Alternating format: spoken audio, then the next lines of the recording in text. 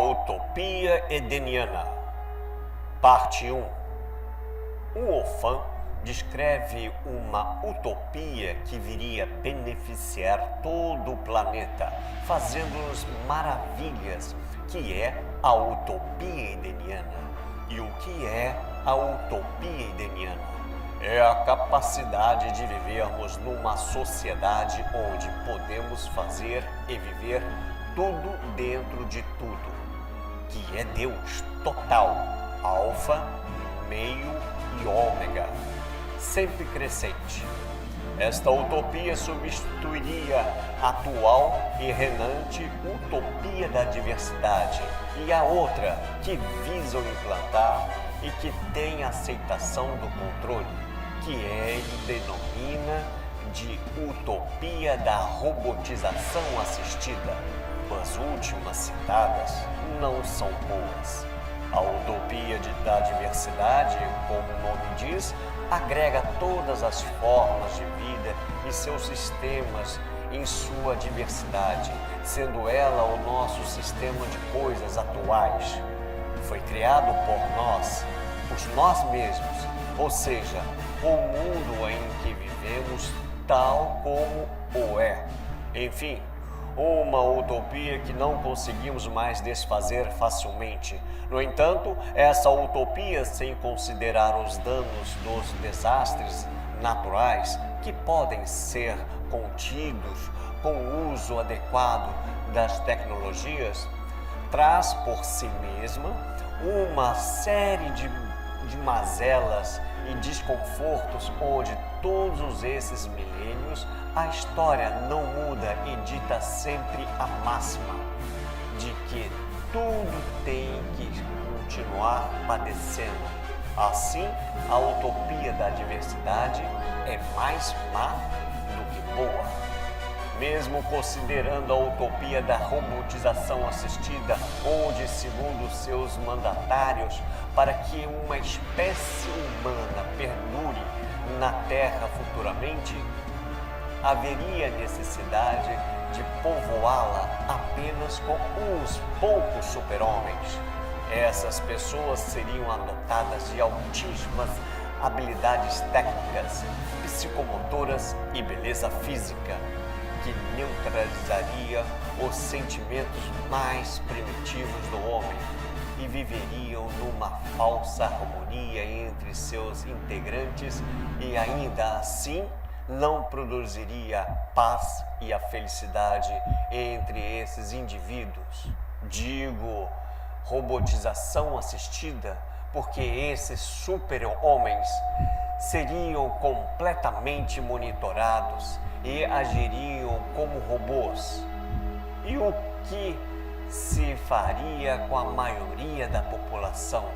Certamente viveria em guetos insalubres ou seria extinguida, e sim, essa utopia deve ser evitada. Por isso, a utopia edeniana viria a integrar todas as pessoas e muito mais pessoas, independente de cor, credo, ideologia, etc, etc, numa aventura incessante, onde passaria a haver principalmente respeito entre todos.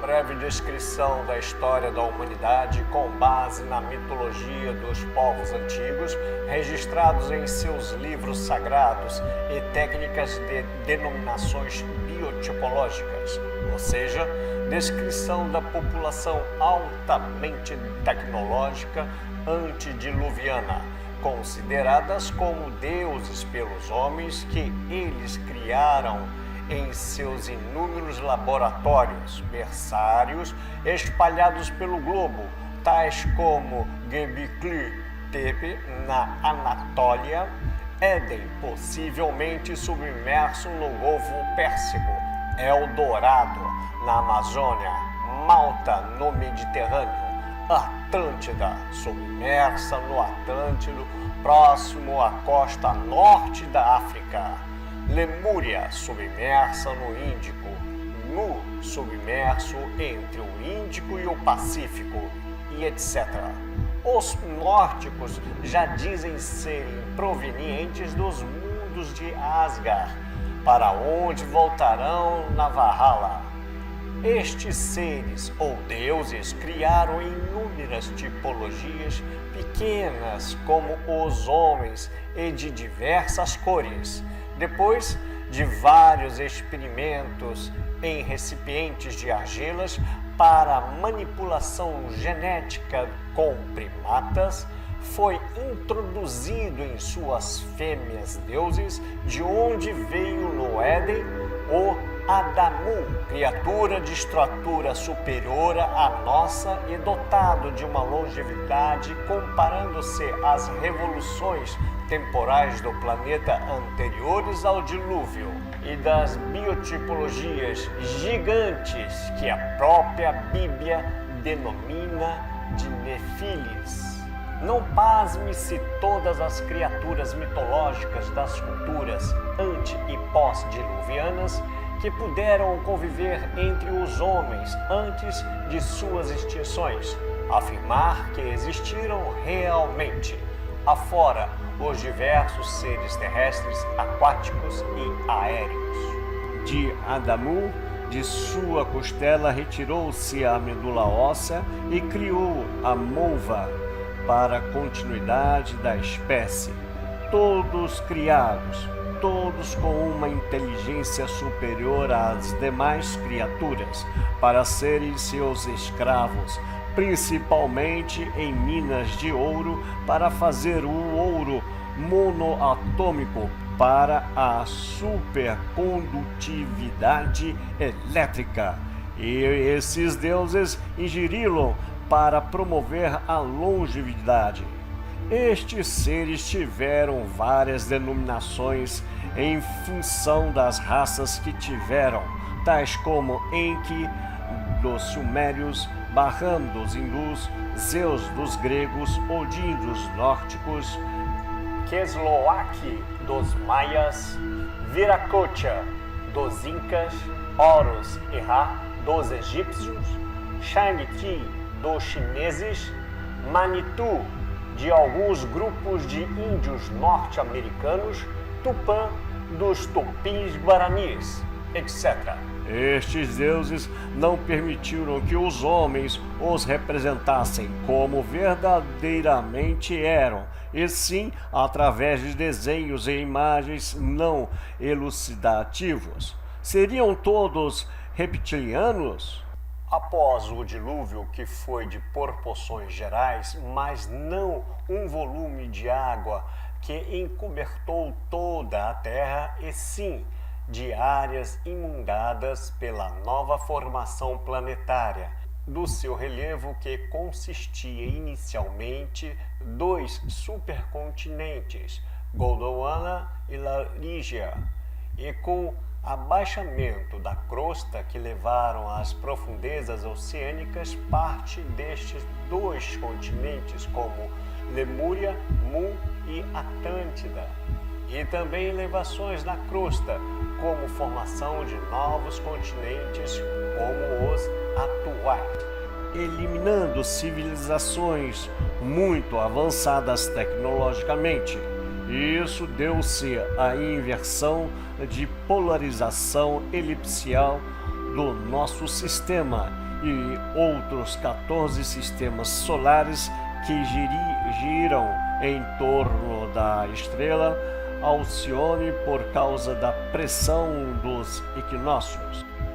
Este movimento, que é considerado o terceiro movimento terrestre, tem como duração 26 mil anos, onde o nosso Sol, em cada 2167 anos, nasce em uma constelação, a constelação do Zodíaco.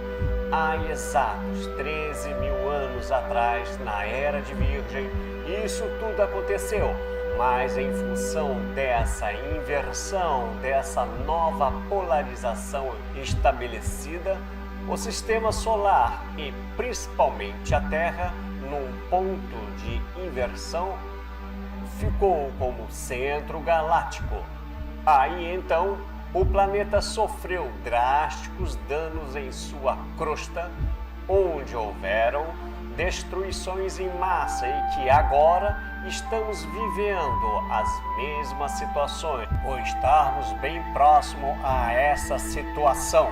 Os que ficaram e sobreviveram diante de um novo clima e um novo relevo foram-lhes ensinados pelos vários Noés dessa tipologia avançada, tais como Ganesh, Noé, Imhotep, Deucalion, Macunaíma, Manu, Forri, etc.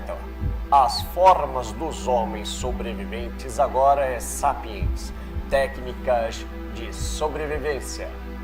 Isso tudo ficou registrado nos inúmeros livros sagrados dos povos remanescentes, como no livro dos mortos do egípcio, o Purhu dos maias, o Mahabharata do Nepal, Vedas dos hindus, o Sabahan, o Avesta do Zoroastro, o Ishi dos chineses, a própria Torá hebraica, as tábuas pitográficas sumárias de Enki, os Edas germânicos dos nórdicos, entre tantos.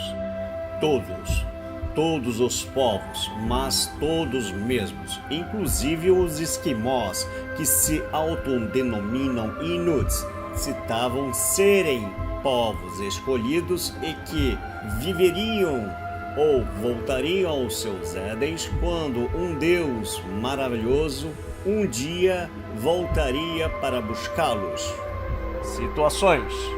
Situações de controle psicomotor em massa, como se vivêssemos, ou motivos pela tecnologia do HAARP espalhadas pelo globo, como a HAARP Alasca, a HAARP Rússia, de uma espécie de Matrix, Pinigup na Austrália, etc.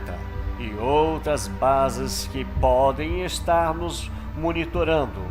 Isso sem considerar a utilização do povo do projeto Blue Beam, que já deve estar em fase bem evoluído. Descrição de EFC, experiências fora do corpo, e EQM, experiência quase morte. Constam algumas especialidades científicas, salutares e sociais, mas as aplicações para a utopia que desejasse que fosse implantada.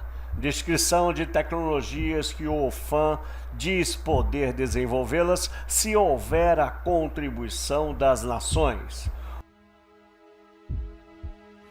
As experiências de quase morte, EQM, as experiências fora do corpo, EFC, foram muito más, mas boas, muito boas e indescritivelmente boas.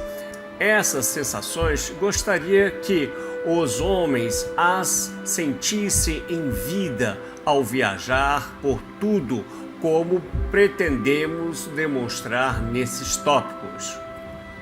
Somente não tecerei palavras a respeito do pós-mortem, pois fica a critério de cada qual crer em um só transmigração da alma, como aos que creem em várias transmigrações da alma, e bem como aos que não creem em nada, pois esses textos a seguir vêm ao encontro da paz, da felicidade em vida.